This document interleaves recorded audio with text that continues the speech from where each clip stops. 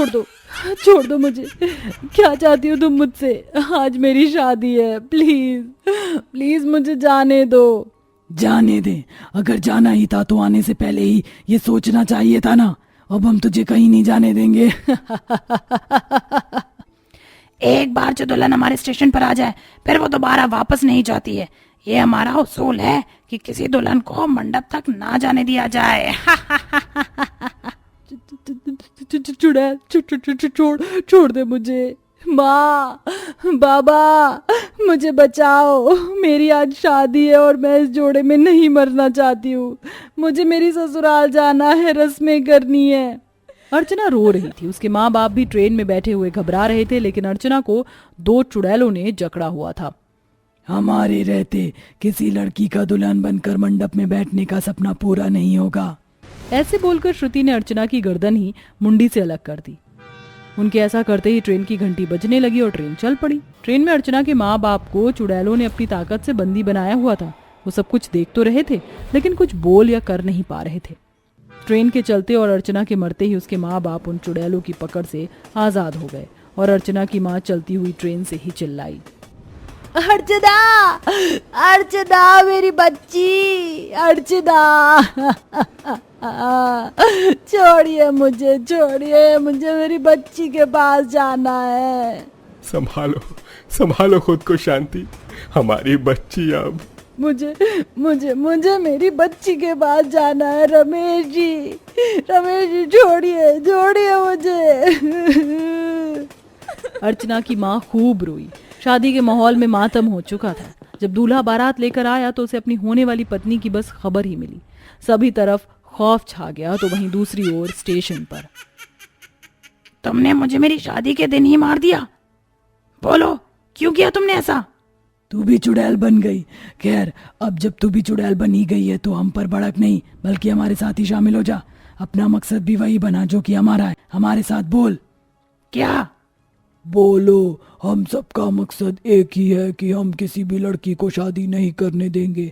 यहाँ इस स्टेशन से जो भी लड़की दुल्हन के जोड़े में गुजरेगी वही मौत के घाट उतरेगी। जैसे हमें मारा गया वैसे ही हम सभी को मार देंगे। किसी लड़की को खुश नहीं रहने देंगे हम।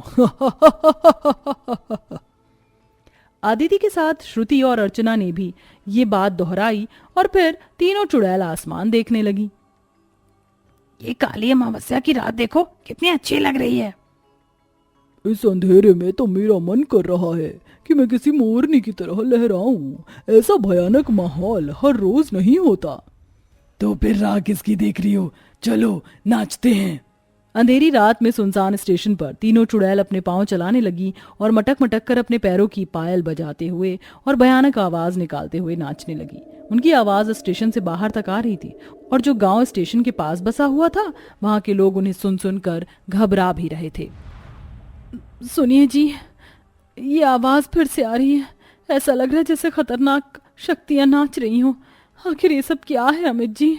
आखिर ये इतनी भयानक आवाज क्यों सुनाई देती रहती है? शिल्पा, ये आवाजें तो रोज ही आती हैं। तुम्हें क्यों जानना है? छोड़ो ना इन्हें, हम कोई अच्छी सी मूवी देख लेते हैं। नहीं, आज मैं ये नहीं छोड़ूंगी। आज मैं जान कर रहूंगी कि ये आखिर किसकी आवाज है। अमित जी, हमारी शादी हुए 1 साल होने को आया है, लेकिन आपने अभी तक मुझे नहीं बताया कि ये रोजाना पायलों और घुंघरुओं के साथ भयानक आवाज क्यों आती है और रात के समय या दिन में भी कोई गांव वाला उस स्टेशन पर क्यों नहीं जाता। आज मैं सब कुछ जान कर रहूंगी। अच्छा ठीक है, मैं तुम्हें बताता हूँ कि ये किसकी आवाज है, लेकिन वादा करो कि सच को जानने के बाद तुम मुझसे कोई गिला नहीं करोगी। ठीक है। अमित ने शिल्पा को उस स्टेशन पर भटकती हुई चुड़ैल की दास्तान सुनाना शुरू किया। ये बात आज से पूरे 10 साल पुरानी है। हमारे गांव में 2 बहनों की शादी थी। अपनी शादी के दिन वो बहुत खुश थी, सभी बहुत खुश थे। देख ले अदिति, जी भर के हमारा गांव देख ले, फिर आज तो हमें ससुराल चले ही जाना है। सही कहा, हम आज अपने माँ बाबा, अपने गांव और यहाँ के लोगों सभी से विदा ले जाएंगे। दोनों बहनें ऐसी ही बातें करने लगी, लेकिन उन दोनों को ही गांव के मुखिया के बेटे पसंद करते थे। श्रुति, सोच लो, अभी भी मौका है। मुझसे शादी करोगी तो सब कुछ दिलाऊंगा। हाँ दीदी, मेरी जान, मेरी दुल्हन बन जाओ, इसी गांव की रानी बना दूंगा। तुम गुंडे यहाँ भी आ गए? तुम जैसे मवाली गुंडों से कोई नाता जोड़ने से अच्छा है कि हम अपनी जान दे दें। हमारे गांव के मुखिया जितने सच्चे और अच्छे इंसान हैं, उनकी औलाद उतनी ही खराब है। तुम दोनों को हम सपने में भी नहीं मिलेंगी, इसलिए हमारा रास्ता छोड़ो।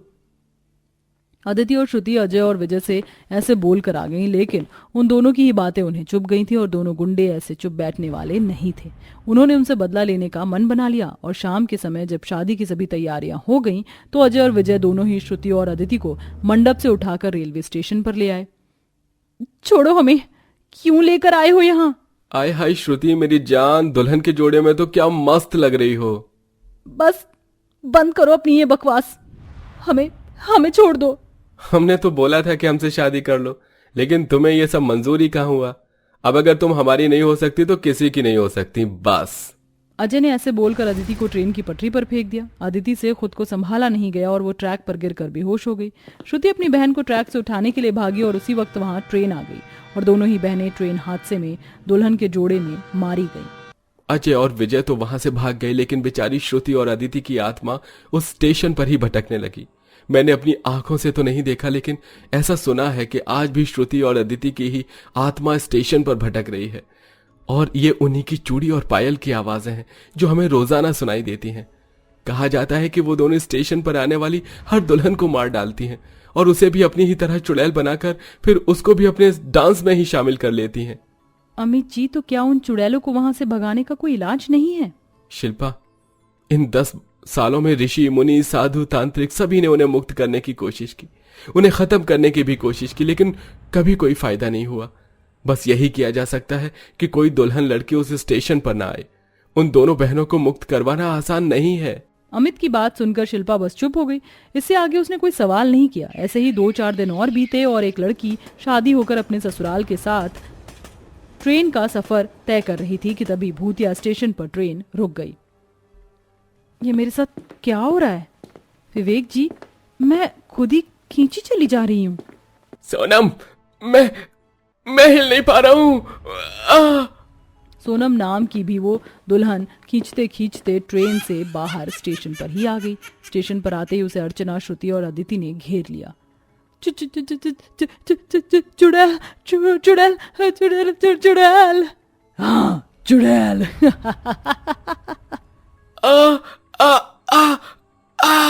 खिड़की से पूरी बारात ये मंजर देख रही थी, लेकिन कोई भी ना हिल पा रहा था और ना ही बोल। लड़कियां दुल्हन बनकर अच्छी नहीं लगती हैं, तेरी चूड़ी और पायल हमारे साथ बजती हुई ज्यादा अच्छी लगेगी। अर्चना ने ऐसे बोलकर सोनम को भी मार डाला और उसे अपनी मंडली में ही शामिल कर लिया। सोनम के मरते ही फिर से ट्रेन चल पड़ी। उसके पति ने सारा मंजर आंखों से देख लिया था। वो बहुत ज्यादा रोया, लेकिन जब उसका गम थोड़ा सा भर गया तो विवेक ने इस खबर को अखबार के जरिए सभी तरफ फैला दिया। अब इस भूतिया स्टेशन का सच सभी के सामने आ गया था। सरकार द्वारा उसे बंद करवा दिया गया। अब वहां से कोई रेलगाड़ी नहीं गुजरती थी, लेकिन आज भी वहां से चूड़ियों के खनकने, पायल के छनकने की आवाजें आती रहती थी। ये जो मेरे पायलों की चन चन है, भूतों के दिल की ये धड़कन है। जब मैं दुल्हन नहीं बन पाई तो और किसी को भी नहीं बनने दूंगी। आओ कभी पटरी पर। चलो मैं चलती हूँ, फिर मिलूंगी अगली कहानी में।